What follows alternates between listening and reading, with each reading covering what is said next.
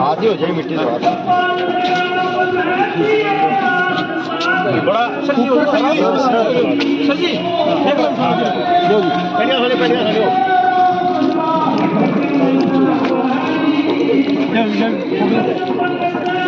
ऊपर देखना सर जी थोड़ा सर सभी अध्यक्ष जो सुरेश जी अंग्रेज जी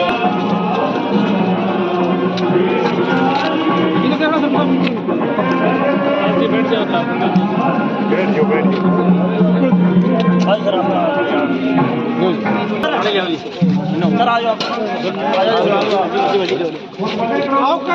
सामने देखिए थोड़ा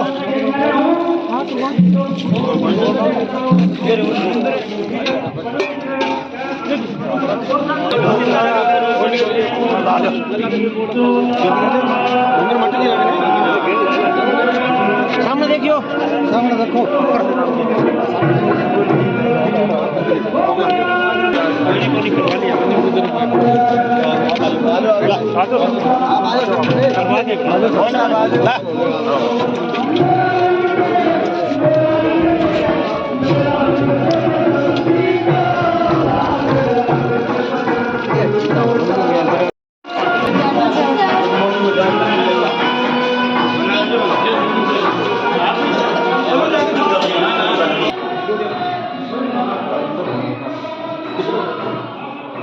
पैसा आप अंदर आ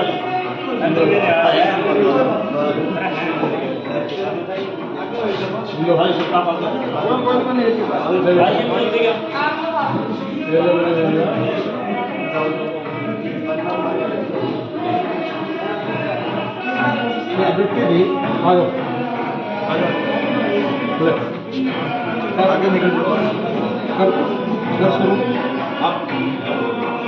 आप पकड़ो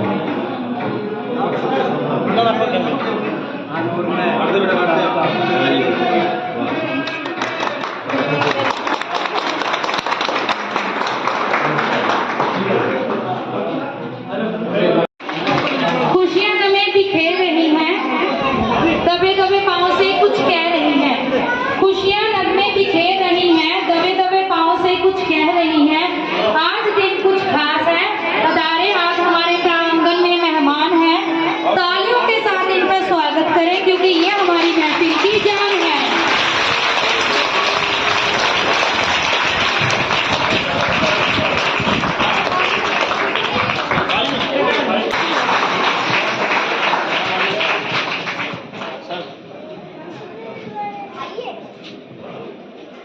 सबसे पहले तो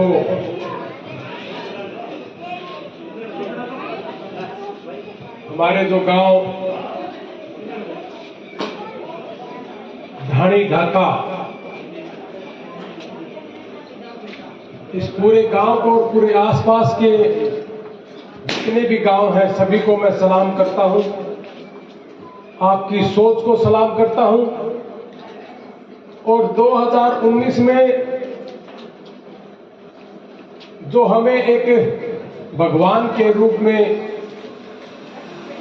क्योंकि गुरु जी का जो स्थान है वो भगवान से बराबर या ऊपर ही मैं मानता हूं कि तो दिलीप सिंह जी जब इस गांव में आए, इस गांव के प्रांगण में आए, इस गांव की भी कायाकल्प हुई और इस स्कूल की भी कायाकल्प हुई और गांव के लोगों की सोच बदली। ये सारे का सारा भाग्य का भी खेल है, लेकिन आप लोगों की मेहनत भी। तो सबसे पहले मैं आपको राम राम, सत श्री अकाल, आदाब, जय श्री राम।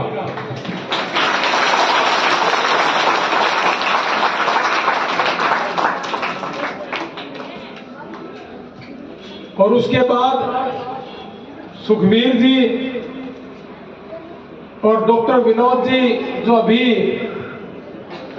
यहाँ मेरे बारे में भी और आपके बारे में भी और पूरे आसपास के एरिया के बारे में आपको पूरा गहराई से आपको बताया। सरपंच जी सुभाष जी और जो सरपंच है और पूर्व सरपंच है, और सबसे बड़ी बात तो यह है कि पूरा गांव आपकी सोच को मैं नतमस्तक होकर के सलाम करता हूं कि आप लोगों ने इकट्ठा होकर के यहां 13 टीचर्स भी अपने पास रखे, जो कि सरकार को करना चाहिए था वो काम, लेकिन वो काम आप लोगों ने लिया। जिम्मेवारी हमेशा ली जाती है, दी नहीं जाती। आप लोगों ने जिम्मेवारी ली और लेकर के उसको लगातार निभाने का भी काम कर रहे हैं। जैसा कि अभी विनोद जी ने बताया कि हम जो राजस्थान का इंस्टीट्यूट है वहां पे वो सारा का सारा इंस्टीट्यूट, जो बच्चे राजस्थान में जाते हैं पढ़ने के लिए, कोई चंडीगढ़ जाता है, कोई दिल्ली जाता है, वो सारी सुविधाएं यहां करने की कोशिश करेंगे। ये आप जैसे टीचर अगर पूरे भारतवर्ष में हो तो जो प्राइवेट स्कूल है, मैं इनके खिलाफ नहीं हूं, लेकिन जो सरकारी टीचर है, आप लोगों ने आज जो ये गवर्नमेंट स्कूल बना रखा है, मैंने अभी तक तो कोई प्राइवेट भी नहीं देखा जिनकी खुद की अपनी लालच होता है जिनका, लेकिन यहां कोई लालच नहीं है। आप लोगों ने इस मेहनत से इस स्कूल प्रांगण को जिस तरीके से खड़ा किया, बहुत दूर दूर तक आप लोगों की मिसाल ये आपने पेश कर दी। मैं तो अभी बैठा बैठा एक ही बात सोच रहा था कि यह तबादला नीति भी ठीक है। अगर जो दिलीप सिंह जी और विनोद जी जैसे, सुखबीर जी जैसे टीचर अगर ना आए और आप लोग अगर इकट्ठा ना हो तो इन स्कूलों के प्रांगण में जो चहचहाती आज चिड़िया है और ये फूल पौधे और हमारे बच्चे हैं, ये शायद ना हो। ये आप लोगों की सोच को सलाम है और मैंने भी आप लोगों से सीखा है, और थोड़ा बहुत जितना भी मैं सीख करके इधर उधर जाने का काम करता हूं, घूमने का काम करता हूं, आपकी भावनाओं को ही फैलाने का काम करता हूं। जैसे विनोद जी ने एक टारगेट का नाम लिया कि हमने एक टारगेट रखा, ठीक उसी तरीके से मैं आपको एक टारगेट के बारे में बताना चाहूंगा कि जैसे आपने टारगेट रखा और टारगेट आपका बोल भी रहा है, देख भी रहे हैं, ठीक उसी तरीके से बच्चों जो बताने की बात है, मेरे बुजुर्ग, मेरी माताएं बहनें मेरे सामने बैठी हैं, कि हर आदमी का अगर लक्ष्य होगा, टारगेट होगा, आप उस टारगेट तक पहुंचने की अगर हिम्मत करोगे, अगर आपने टारगेट रखा तो पहुंचोगे भी। जैसे कि आप पहुंचे हो और अब आपने अगला टारगेट रख लिया कि जो बच्चे राजस्थान में जाते हैं, क्यों ना राजस्थान के बच्चे इस गांव में आए, और ये टारगेट अगर आपने रख लिया तो ये पूरा भी हो। मैं बड़े दावे के साथ कहता हूं कि कोई भी लक्ष्य जब आप दिल से रख लेते हो तो पूरा जरूर होता है। ब्रायन ट्रेसी एक लेखक है अमेरिका में, आप भी पढ़ना, मैं भी पढ़ता हूं बार बार। ब्रायन ट्रेसी बहुत बार फेल हुए, हल चलाया, खेती की, ये जो नाव है, किश्तियां इनमें भी रहे, मर्चेंट नेवी जिनको बोलते हैं, उसके बाद कहीं कहीं नौकरियां भी की, किसी कंपनी में सेल्स मैनेजर भी रहे। पहले सेल्समैन थे, मैनेजर तो बाद में हुए, लेकिन एक दिन ऐसा आया कि 22 बिजनेस इधर से उधर किए, लेकिन मैं कामयाब नहीं हुआ। ये ब्रायन ट्रेसी कह रहे थे। फिर एक दिन उन्होंने फैसला किया, क्यों नहीं कामयाब लोगों के साथ मिला जाए, बैठा जाए। जैसे विनोद जी ने बताया कि मैं राजस्थान गया था और वहां देख के आया, और ये प्रैक्टिकल करते हैं। ये बहुत बड़ी बात है, ये जिम्मेवारी लेने वाली बात है। अगर जिम्मेवारी ना लेते तो किसी को भेज भी सकते, लेकिन जिम्मेवारी लेना और उसके पीछे दौड़ना, टारगेट रखना, ये वही आदमी रख सकता है जिसकी सोच पॉजिटिव है। जो आदमी केवल मात्र अपने घर के लिए जीता है, वो आदमी टारगेट नहीं रखता। किसी स्कूल में आके किसी बच्चे के लिए, किसी गांव के लिए टारगेट नहीं रखता। और पूरा गांव जब इकट्ठा हुआ है तो आप लोगों ने भी जो टारगेट रखा है, वो भी आपका गांव एक काबिले तारीफ है, सलाम के काबिल। तो साथियों, जैसा कि ब्रायन ट्रेसी की मैं बात कर रहा था, उसने बहुत सी किताबें लिखी और उसमें से एक लक्ष्य भी है जो टारगेट की बात गुरुजी ने की, और उसमें एक ईट द फ्रॉग, सबसे गंदा मेंढक यानी कि सबसे भद्दा मेंढक निकलने की भी बात करें। और वो है कि जब से सबसे जो मुश्किल काम है उसको सबसे पहले किया जाए। हमारे देश में, हमारे हरियाणा में, हमारे गांव में आम चर्चा रहती है कि पहले ये निपटा ले, वो मुश्किल है उसको बाद में देखेंगे। लेकिन ब्रायन ट्रेसी कहते हैं कि सबसे पहले वो करिए जो सबसे मुश्किल है। तो मैं भी थोड़ा बहुत उन्हीं को फॉलो करता हूं। और दूसरे हुए हैं इब्राहिम लिंकन, बहुत छोटी एज में इलेक्शन लड़ा था, बहुत छोटा सा। और मैं बहुत लंबी चौड़ी बात ना कह करके केवल मात्र उनके लक्ष्य तक बात लेके जाऊंगा कि वो धीरे धीरे धीरे धीरे फैल होते गए। बीमारी भी हुई, सुसाइड करने की भी कोशिश की, लेकिन सारी चीजों को पार करके 65 साल की उम्र में अमेरिका के राष्ट्रपति बने थे। अब्राहम लिंकन जी, इन सबको अगर देखोगे और इनको पढ़ोगे तो जैसा कि हमारे विनोद जी ने टारगेट की बात की, लक्ष्य की बात करी, उन लोगों के लक्ष्य रहे और जिन्होंने लक्ष्य रखा वही लोग कामयाब हुए हैं। इसलिए मैं इनकी तारीफ करता हूं, दिलीप सिंह जी की और विनोद जी की। इन्होंने लक्ष्य रखा और अब इन्होंने लक्ष्य जो रखा अगला कि हमारे बच्चे हमारे गांव के आसपास ही रहे और वो दूर ना जाए। तो मैं इनका जो जज्बा है काम करने का, और इन्हीं लोगों से सुन सुन के हम भी एक जज्बा अपने दिल में लेकर चले। और कई साल पहले हमने चंडीगढ़ को स्मोक फ्री सिटी घोषित करवाया था। एसपी साहब ने कहा कि ये काम नहीं हो सकता, इस देश के अंदर ये काम नहीं हो सकता। मेरा जो छोटा भाई है वो डॉक्टर है, उसने कहा कि सर ये काम मैं चंडीगढ़ से शुरू करूंगा और विदेशों तक लेकर के जाऊंगा। और हम भी उसकी सोच के साथ थे। तो उस भाई ने मेहनत की और इंडिया का सबसे पहला शहर चंडीगढ़ स्मोक फ्री सिटी घोषित हुआ। और उसके बाद हमने ये मुहिम को एक जगह ना रख करके पूरे भारतवर्ष में लेकर के जाने का काम कर रहे हैं। अब कोई भी घर, जहां भी जिस घर में कोई नशा नहीं करता या छोड़ना चाहता है, हम उस घर में जाकर के एक नेम प्लेट लगाते हैं कि नशा मुक्त घर। आपने मेरी फेसबुक भी देखी होगी और नहीं तो देख लेना।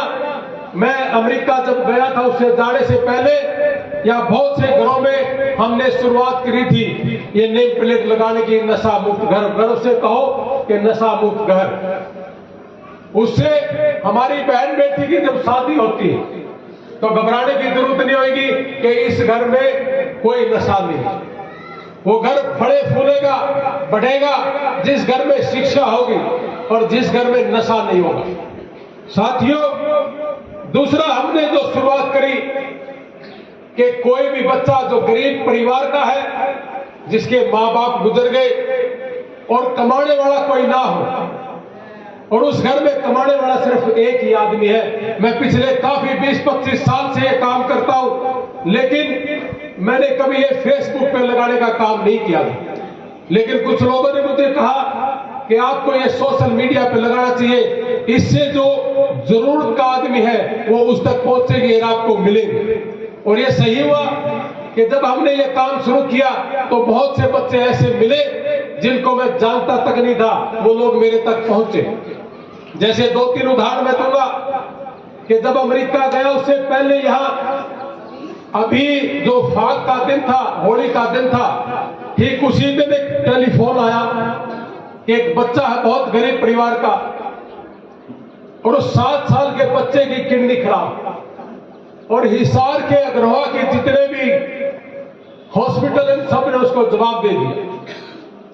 तो मैंने कहा जवाब दे दिया तो इसका मतलब बच्चे की किडनी बिल्कुल खत्म हो गई। लेकिन एक और भी, जैसे चलते चलते हम बोल देते कि 2 दिन के बाद देखेंगे कि होली फाग का दिन हो, त्योहार के बाद देखेंगे, लेकिन सुबह 3 बजे मैंने हमारे जो ये कोऑर्डिनेटर है यार इंटरनेशनल टीम के, मैंने कहा उठ 3 बजे चल वहां गाड़ी उठा, ये फाग हमारे घर तो हम खेल रहे हैं, लेकिन जिसके बच्चे की किडनी खराब है उसके घर में तो होली फाग नहीं है। हमने कहा कि उठ चलते वहां पे, और हम सुबह पहुंचे और उस बच्चे को उठाया और चंडीगढ़ पीजीआई में उसको एडमिट करवाया। ये बताने का काम मैं इसलिए भी कर रहा हूं कि बहुत से डॉक्टर हर चीज को नहीं देख पाते। हमने जब उसको चंडीगढ़ में एडमिट करवाया, उस बच्चे को 3 महीने तक आईसीयू में रखा। आज वो बच्चा जिंदा है, और जिंदा ही नहीं, उसकी एक किडनी गल चुकी थी, लेकिन आज वो उस किडनी में भी जान आनी शुरू हो गई। अब डॉक्टर कहते हैं कि ये बच्चा 100% दोनों किडनियों के साथ जिएगा और अच्छा भी रहेगा। और इसी तरीके से एक गांव है टाटा, हासी बरवाड़ा के पास, इस परिवार में पिताजी नहीं थे और बेटे का एक्सीडेंट हो गया, और बहुत ही गरीब परिवार का था। जैसे ही हमें पता चला हम वहां गए, उस बच्चे को उठाया और एडमिट करवाया। और हमारे एडमिट करवाने के बाद पूरा गांव, जैसे आप इकट्ठे हुए वैसे इकट्ठा हुआ, और उस पूरे गांव ने भी उसकी जिम्मेवारी ली। आज वो बच्चा जिंदा है और पैदल भी चलने लगा है। तो ऐसे ऐसे बहुत से उदाहरण है। एक उदाहरण और भी दे देता हूं। एक बेटी 7 साल की, पूरे हिसार के हॉस्पिटल जितने भी हैं डॉक्टरों ने कहा कि इसको कैंसर है, ले जाओ, कुछ दिन की बात रहेगी। हमने उस लड़की को पीजीआई चंडीगढ़ एडमिट करवाया। मैं पीजीआई चंडीगढ़ में ही एडमिट करवाता हूं। मैंने वहां के रिजल्ट देखे, और उनमें से ये 2-3 रिजल्ट ऐसे हैं, ये देखने के बाद आपको भी लगेगा कि सही में इतना फर्क है। उस लड़की को कैंसर घोषित कर दिया और भेज दिया कि लास्ट स्टेज पे। जब हमने उसको पीजीआई चंडीगढ़ भर्ती करवाया, एडमिट करवाया, उन डॉक्टरों ने उसकी छानबीन की। उसको बोला गया कि आपका एक एक्सीडेंट हुआ था, किसी मोटरसाइकिल के साथ हुआ होगा या गिर गए होंगे, बच्चे थे तो एक गांठ बन गई है, उसमें कैंसर नहीं है, वो गांठ निकाल देंगे, आप ठीक हो जाओगे। वो गांठ निकाल दी, वो बच्चा ठीक हो गया। एक हाथ और एक पांव काम करना बंद कर गया था, उसके दिमाग के पास चोट थी। आज वो 100% बच्चा सही है, कोई कैंसर नहीं था। तो ये छोटे छोटे उदाहरण हैं। कहां उसके मरने की वेट कर रहे थे इन बच्चों की, कहां आज वो अपनी जिंदगी जी रहे। ऐसे ही एक बच्चा विदेश में बहुत बीमार था और किसी साहूकार के पास बहुत पैसा था। उसने इनिशिएटिव लिया और उस बच्चे को ठीक करवाने का काम किया, एडमिट करवाने का काम किया। वही बच्चा बड़ा होकर के साइंटिस्ट बना, और जिसने ये जो हमारी जो दवाइयां हैं जो बीमारी को रोकने वाली, एक एमोक्सिसिलिन, पेंसिलिन, उस टीके का आविष्कार उस बच्चे ने किया था जो गरीब घर का था, और उसी टीके से उस साहूकार के बच्चे का इलाज हुआ था, नहीं तो वो मर जाता। तो ये बहुत से छोटे छोटे उदाहरण हैं। अब जैसे विनोद जी ने एक बात बताई कि विदेश में भी काम करते हैं यार इंटरनेशनल, हम 2008 में गए तो वहां पे जाके काम करना शुरू किया। धीरे धीरे परमात्मा ने हाथ पकड़ा, लेकिन मन में हमेशा एक चीज थी कि काम गरीब के लिए करना है। अगर हम किसी के काम ना आए, वो पैसा भी कोई काम नहीं करता। और हमने, जब मैं अमेरिका में गया था तो ये सोच के नहीं गया था कि वहां जाके भी मैं यही काम करूंगा। मैं तो रेस्ट करने के लिए गया था, अपने भाई के साथ मिलने गया था। लेकिन शायद परमात्मा ने हमें जो जिम्मेवारी दी है वो इसी तरीके की दी है जैसे विनोद जी, दिलीप जी, सुखबीर जी गांव वालों को दी है कि करना है कुछ ना कुछ। तो एक बच्चा नवीन, जैसे कि इन्होंने उसका जिक्र भी किया, वो बच्चा तो एक माध्यम था। उसके बाद जो लाइन लगी है, अगर मैं उसका जिक्र करूं तो बहुत टाइम हो जाए, लेकिन 2-3 बच्चों का जिक्र मैं जरूर करूंगा। वो जब बच्चा रो रहा था तो उसकी रीढ़ की हड्डी में दिक्कत थी और वो हमारे से 7 घंटे दूर था। और मैं उस दिन 7-8 घंटे से बाहर गया हुआ था। उस दिन भाई ने ये कहा कि तू 24 घंटे टेलीफोन में रहता है, ये बंद करा। और मैंने बंद किया। तो 8 घंटे के बाद जब मैं आया, मैंने देखा तो अपने इंडिया से, हिंदुस्तान से 70% लोगों के टेलीफोन और मैसेज मुझे इस बात के थे कि इस बच्चे को संभाल, आप ये काम करते हो, आपकी जिम्मेवारी बनती है। तो जब उन्होंने कहा कि वे बात कर, मैंने उसमें बात करने की कोशिश की, मेरा संपर्क नहीं हुआ। मैंने लाइव आके कहा कि भाई ये मेरे से संपर्क कर ले, मैं तैयार हूं। और मुझे ये भी पता था कि वहां खर्चा भी डॉलरों में, $82-83 है आज की डेट में। तो कहने का मतलब ये है कि उस बच्चे को लेकर के आए, उस बच्चे को ठीक भी करा। अभी कोई 10-15 दिन पहले उसका 5वां MRI भी करवाया। उसके बाद एक और बच्चा आया, संगरौली गांव का ऋतिक शर्मा। मैं उसके घर भी गया हूं, मेरी फेसबुक देखना, रणबीर सिंह लोहान के नाम से मेरी फेसबुक थी। तो उस घर में जाकर के मेरे को लगा कि मैं 10 लाख रुपए की दवाई उसको दे के आया था। और उसने मुझे कहा कि मेरा सोशल सिक्योरिटी और अभी वर्क परमिट आ जाएगा, उसके बाद मेरा इंश्योरेंस हो जाएगी, जरूरत नहीं पड़ेगी। लेकिन उसका सोशल सिक्योरिटी और वर्क परमिट नहीं आया और वो 3-4 महीने आगे चला गया। लेकिन परमात्मा हमारे साथ था। मैं जब उसके घर गया, उससे पहले मुझे कॉल आई कि ऋतिक शर्मा की 10 लाख रुपए की दवाई और हमने अरेंजमेंट कर लिया यार इंटरनेशनल। तो 3-4 महीने की दवाई थी उसके पास। उसके बाद एक और बच्चा आया, 10 महीने से पड़ा है घर, अब उसका ऑपरेशन की डेट ली है। और कल एक और बात आई, आप देखना आज की लेटेस्ट एक वीडियो।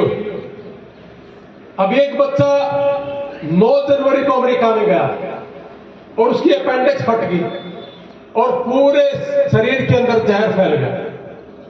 और कोई लड़का था जो मैक्सिको साइड था, उस लड़के ने उसको सहारा दे के अमेरिका में जम करवा दिया। अगर वो रह जाता तो मारा जाता या मर चुका होता। मेरे पास वो आए थे उसके पिताजी। जब मैं 8 जनवरी को अमेरिका से इंडिया आया तो वो 10 या 11 तारीख को मुझे मिले थे। उन्होंने कहा कि हमारे बच्चे से मेरा संपर्क नहीं हो पा रहा। और मैंने वहां बहुत से लोगों से मुलाकात भी करी और मैं देख के भी आया था, अगर किसी बच्चे से मुलाकात नहीं हुई, अगर वो बीमार हुआ और मैक्सिको में है तो उसको डोकर मार देता है या उसको गोली मार देता है या उसका गला काट देता है। तो सबसे पहले तो मैं आप लोगों से एक ही गुजारिश करूंगा कि ये सिरसा और फतेहाबाद की बात है। मैं तो यही कहूंगा कि आप लोग डोंकी के माध्यम से बच्चों को ना भेजें, बहुत खतरा है। ये चीजें तो बहुत लास्ट में, इससे पहले तो और बहुत प्रबंध, और मैं आपको वो प्रबंध भी बताऊंगा।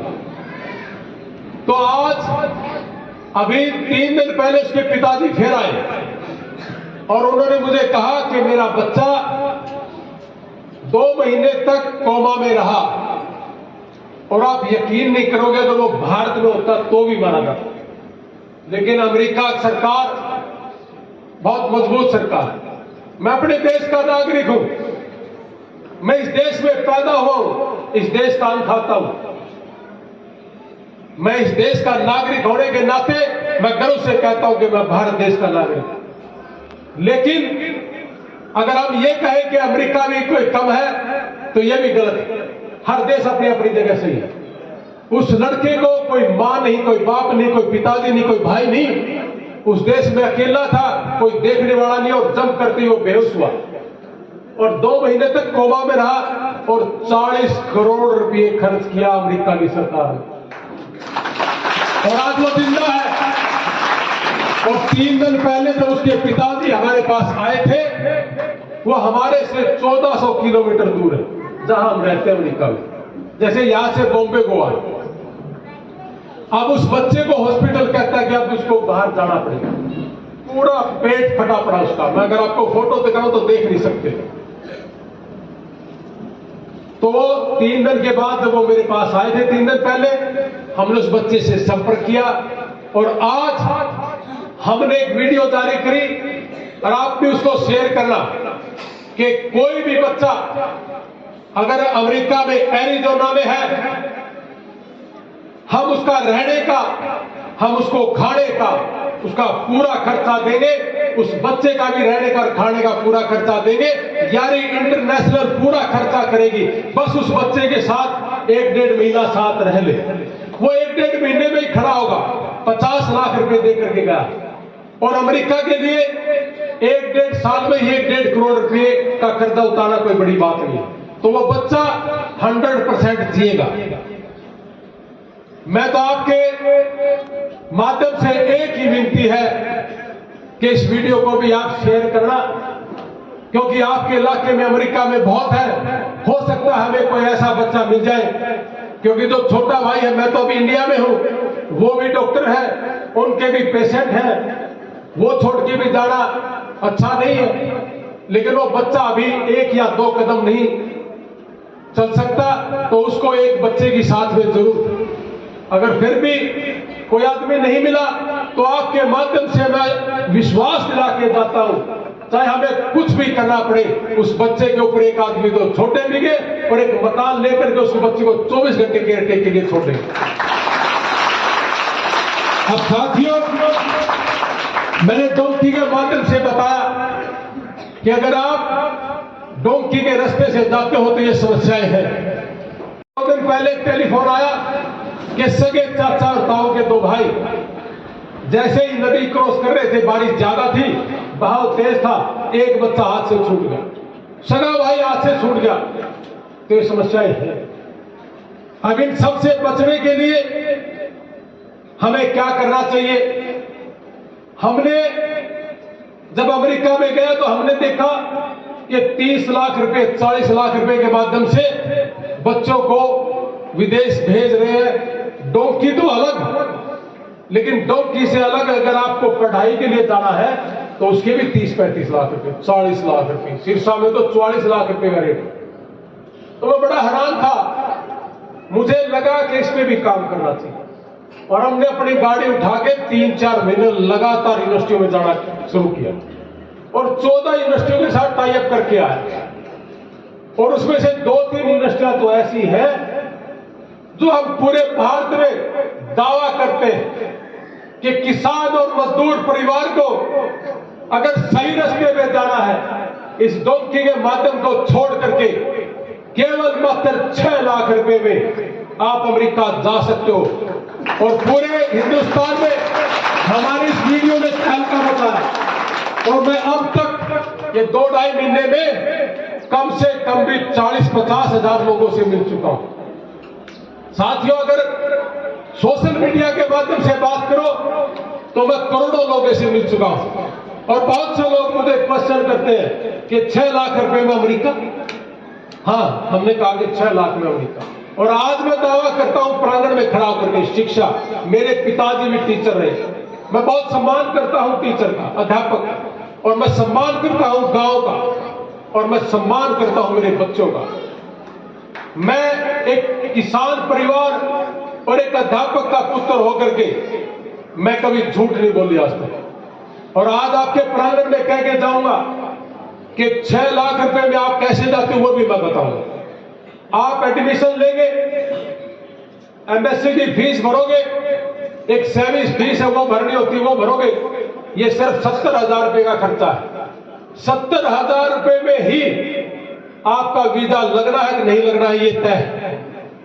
उसके बाद जो 2-3 यूनिवर्सिटियां हैं उनके चार्ज एक सेमेस्टर के 4-4.25 लाख रुपए, यानी कि सारा खर्चा मिला करके जिसमें हमारा भी जेब से कुछ ना लगे, हमने इसी में रखा सब कुछ, तो इतने खर्चे में आप अमेरिका पहुंच जाओ, है ना बड़ा सस्ता। और किसी तरह का कोई भी झूठ फ्रेम इसमें नहीं है। और 300 से ज्यादा एडमिशन लेटर इंडिया में आ चुके और 30 से ज्यादा ऑफिस हमने खोल दिए इंडिया के अंदर, और पूरे इंडिया के अंदर अब इसका बढ़ावा शुरू कर दिया परसों से। तो मैं ये बात आपको इसलिए बता रहा हूं कि आप लोगों ने गलत रास्ता नहीं अपनाना, और ये यारी इंडिया यारी इंटरनेशनल आपसे मिलकर के, जैसा कि हमारे विनोद जी ने हमें बताया कि 20,000 वॉलंटियर पूरे वर्ल्ड वाइड है, इसमें कनाडा भी है, ऑस्ट्रेलिया भी, इंग्लैंड भी है, फिलीपींस भी है और अपना भारत भी है, जैसे मैं यहाँ का चेयरमैन हूं। तो ऐसे ऐसे 10 देशों में हम काम करते हैं और सारे गरीब लोगों के लिए काम करते हैं और बच्चों के लिए काम करते हैं, पढ़ाई के लिए काम करते हैं, हमारे जो बीमार हैं उन लोगों के लिए काम करते हैं। तो मैं ज्यादा ना बोलते हुए सिर्फ एक ही बात बोलूंगा कि आप लोग हमारा विश्वास और साथ देना जैसा अभी कर रहे हो, हम बहुत जल्दी ही उन लोगों की दुकानें बंद कर देंगे जो किसान और मजदूर परिवार को खाने का काम करते हैं, जो किसान की पेट पे लात मारने का काम करते हैं। साथियों, बहुत से लोगों ने मुझे टेलीफोन किया, क्या आप मेरी पेट पे लात मारे हो? हमने कहा 30 लाख रुपए लेकर के किसान और मजदूर की पेट पे लात मारे। मैंने कमाना नहीं है, मैंने केवल मात्र आपका आशीर्वाद कमाना, और मुझे हर हाल में चाहिए, इससे मुझे ताकत मिलती है, हौसला मिलता है। जैसे विनोद जी ने कहा कि पूरा गांव इकट्ठा हुआ कि इनको हौसला है, दिलीप सिंह जी को हौसला है। जब यहाँ आए थे तो इन्होंने बताया कि 5 बच्चे थे और आज प्रांगण भरा, हरा भरा। एक ताकत होती है जब आप इकट्ठा होकर के चलते हो। ठीक इसी तरीके से जब आप लोगों ने हमें सुना, हमें आशीर्वाद दिया, हमारे लाखों फॉलोअर्स जब हमें देखते हैं तो हमें भी ताकत मिलती है, और हमारे कदम के साथ मिला करके चलना। और कोई भी बच्चा आपके इलाके, क्योंकि आपका इलाका पंजाब के साथ लगता है तो आपके बच्चे वहां बाहर ज्यादा है, किसी को कोई दिक्कत है, परेशानी है और मैं आप लोगों के कोई काम आ सकता हूं, तो आप मुझे 24 घंटे याद कर सकते हो, आपके 24 घंटे काम आऊंगा, आपके बीच में खड़ा मिलूंगा। और 1 साल के बाद मैं वहां 2 यूनिवर्सिटियों के साथ भी टाई अप करके आया कि जो किसान है और जो टीचर है, वहां टीचरों की भी बड़ी जरूरत है, और किसान को वहां की टेक्निक सीखने के लिए वो भी हम भेजेंगे। अभी अमेरिका ने वो बंद कर रखा है, 1 साल के बाद जैसे वो खोलेंगे तो हम आपको वहां की टेक्निक सिखाने के लिए भी लेके चलेंगे। आपने देखा होगा, मेरी वीडियो देखना, एक आदमी 1000 किले की कपास को चुगाई कर लेता है, वही एक आदमी पूरे 1000 एकड़ को उसकी जोताई और बहाई कर लेता है, उसकी गांठ बना देती है मशीन में।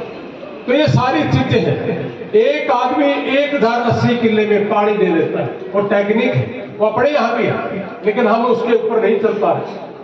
तो मैं ज्यादा ना बोलते हुए केवल मात्र एक अपनी बात को विराम करूंगा कि जिस भी परिवार को मेरी जरूरत है, और मुझे तो आप सभी की जरूरत है, तो आप मुझे याद करना।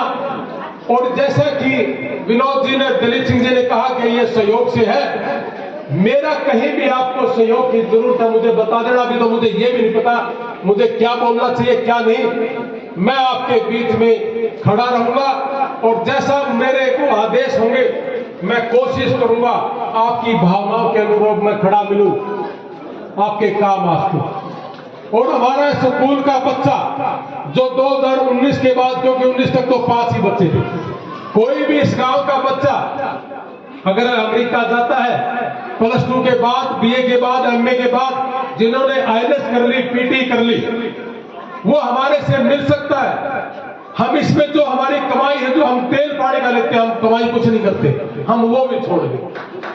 लेकिन हमारे स्कूल का बच्चा पढ़ना चाहिए और विदेश जाएगा, पैसे कमाएगा, अपना परिवार को ऊंचा उठाने का काम करेगा। जिस घर में शिक्षा होगी वो परिवार ऊंचा उठेगा। तो भाइयों, जैसा आपने कहा कि मैं बड़ा सख्त हूं, एक बात में मैं भी बड़ा सख्त हूं। मैंने एक आईलेट्स सेंटर शुरू किया और ये पूरे भारत में शुरू करूंगा। मैंने अभी चंडीगढ़ में शुरू किया, बेटियां और बेटे वहां पहुंच भी गई, अपने सिरसा और फतेहाबाद की भी है। मैंने वहां देखा था अमेरिका में कि इंग्लिश के बगैर काम नहीं है, तो यहां जैसे हिंदी के बगैर काम नहीं है, वहां इंग्लिश के बगैर काम नहीं है। तो हमने वहां शुरू किया कि 2 दिन तो हमारा बच्चा हिंदी बोलने की छूट है, लेकिन तीसरे दिन नहीं है। हमने वहां प्रबंध किया है अमेरिका से 1 दिन हफ्ते में वहां के जो टीचर हैं, जो अंग्रेज लोग हैं, वो आपको पढ़ाएंगे इंग्लिश में। और वहां हमने 3 टीचर्स का वैसे भी बढ़िया इंतजाम कर रखा है। तो कोई भी बच्चा अच्छी शिक्षा लेना चाहता है, और यहां भी कोई ऐसा प्रबंधक जब आप करोगे और अमेरिका से कोई ऐसी सुविधा आपको चाहिए, तो मैं आपको फ्री ऑफ कॉस्ट वो सुविधा दूंगा।